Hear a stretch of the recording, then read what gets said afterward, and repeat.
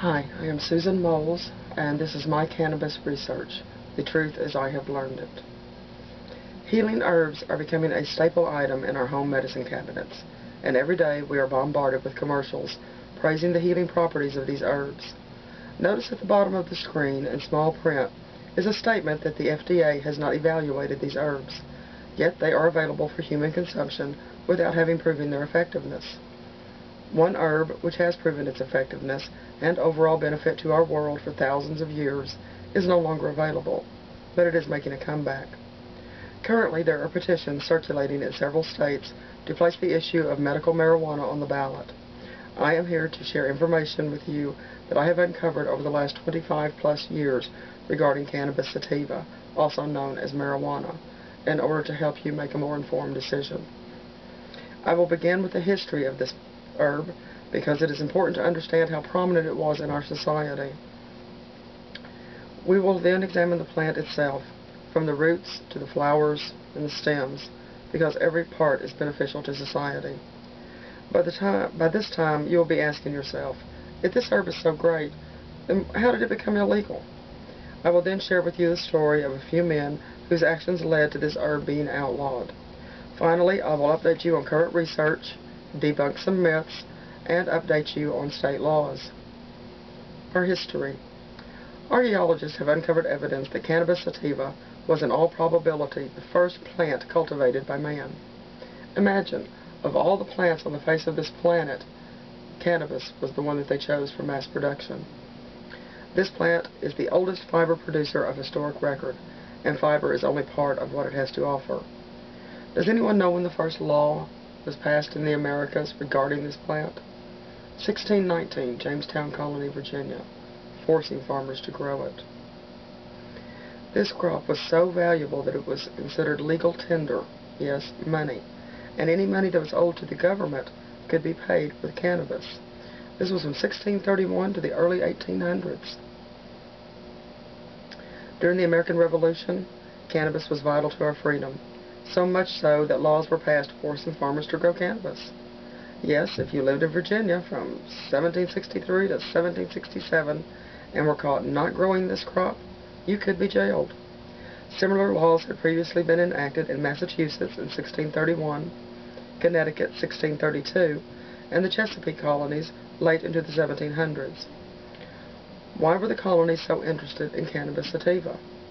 Because cannabis clothed them, fed them, provided them medicine, provided them shelter, and provided them fuel. This single plant was able to give them the necessary means for survival. Cannabis sativa is the true hemp, often referred to as Indian hemp, and depending on the seed source and cultivation techniques, can produce hemp properties or the marijuana principle. More about that coming up. The founders of our nation were God-fearing people, looking for the freedom to worship as they wished. They built a nation unlike any other, and truly we are blessed to live in a country which, although still young compared to others, is without a doubt the strongest in the world. With all the negative press marijuana receives today, it's hard to imagine these men grew cannabis not only for its hemp properties, but also for its marijuana principle. Yes, the authors of the Constitution and Declaration of Independence smoked pot. Dr. Burke, a consultant to the Smithsonian, has uncovered evidence that at least 7 of our presidents grew cannabis for both hemp and marijuana. George Washington, Thomas Jefferson, James Madison, James Monroe, Andrew Jackson, Zachary Taylor, and Franklin Pierce. Benjamin Franklin, although not a president, also smoked. Benjamin Franklin was able to give us our first free press by using the fiber of this plant for paper, thereby eliminating our need to beg for paper from England. Thomas Jefferson actually smuggled seeds.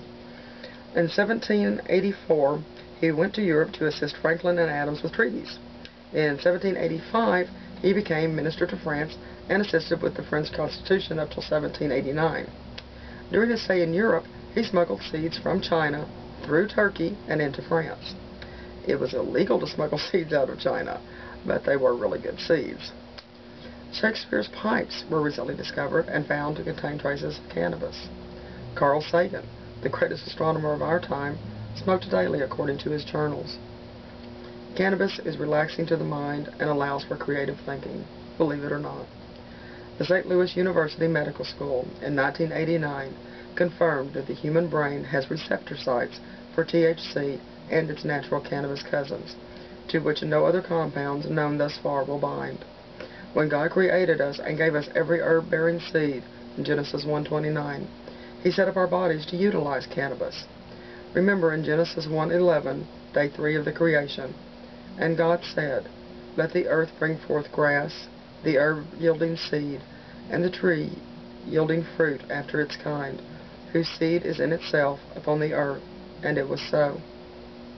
I would argue cannabis is a God-given right.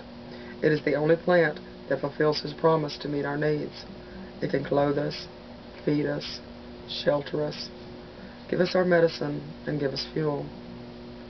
To give you a rough idea as to how prominent this herb was in our society, the U.S. Census of 1850 counted 8,927 plantations with a minimum of 200 acres and literally tens of thousands of smaller farms.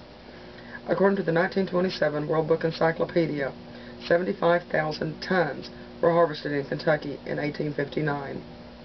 A skilled laborer could break 250 pounds a day. The average crop size was 50 acres, and it would take 10 men 3 months at a cost of $500. The hemp sold for $65 a ton. The Industrial Revolution was just beginning, and it would not be until 1937 that equipment capable of harvesting a 10-foot plant would become available so that cannabis could compete economically with the other commodities. February 1938, Popular Mechanics magazine, you will find an article calling cannabis the billion-dollar crop. Think about that for a moment. A commodity that was worth $1 billion in 1938, and what that would be worth in today's dollars. So what was it about this plant that made it so valuable? Everything.